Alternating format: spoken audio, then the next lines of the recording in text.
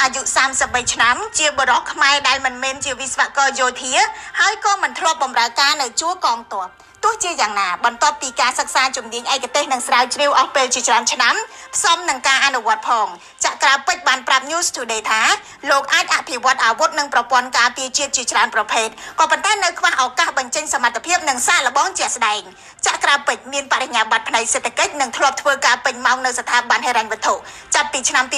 2019លោកចាប់ផ្ដើមរៀនជួសជុលយានយន្តពេលយប់នៅរាជធានីភ្នំពេញរហូតទទួលបានសញ្ញាបត្រកម្រិតវិស្វករមធ្យមយានយន្តបច្ចុប្បន្នលោកបន្តរៀនតាមអនឡាញជាមួយសាលាបច្ចេកទេសនៅប្រទេសឥណ្ឌានិងស្រាវជ្រាវឯកសារបច្ចេកវិទ្យាពីអ៊ីស្រាអែលនិងអាល្លឺម៉ង់តាមការពិពណ៌នាចក្រពេជ្រមានសមត្ថភាពអាចអភិវឌ្ឍរ៉ូបូតប្រយុទ្ធបាញ់ស៊ីពីចម្ងាយដែលអាចជួយទាហានគ្រប់គ្រងការបាញ់ពីទីតាំងសុវត្ថិភាពដោយមិនចាំបាច់បង្ហាញខ្លួននៅពីមុខសត្រូវអាវុធមួយប្រភេទទៀតដែលចក្រពេជ្រអះអាងថាលោកអាចបង្កើតបានដែរគឺកាំភ្លើងយន្តសម្រាប់ការបាញ់ប្រឆាំងដ្រូនដែលអាចបញ្ជាបាញ់ដោយស្វ័យប្រវត្តិប្រព័ន្ធនេះអាចភ្ជាប់ជាមួយនឹងពុម្ពដែលអាចបង្វិលចុះឡើងទៅតាមគោលដៅនិងជើងទម្រកាំភ្លើងយន្តការរចនាតួនិងដំឡើងរថក្រោះឬក៏រថពាសដែកទៅជាប្រព័ន្ធអគ្គិសនីបំពាក់ឡាស៊ែរចម្ងាយឆ្ងាយកាមេរ៉ាអុបទិកកាមេរ៉ាស្កែនកម្ដៅក៏ចក្រពេជ្រអះអាងថាលោកអាចធ្វើបានដែរលោកពន្យល់ថា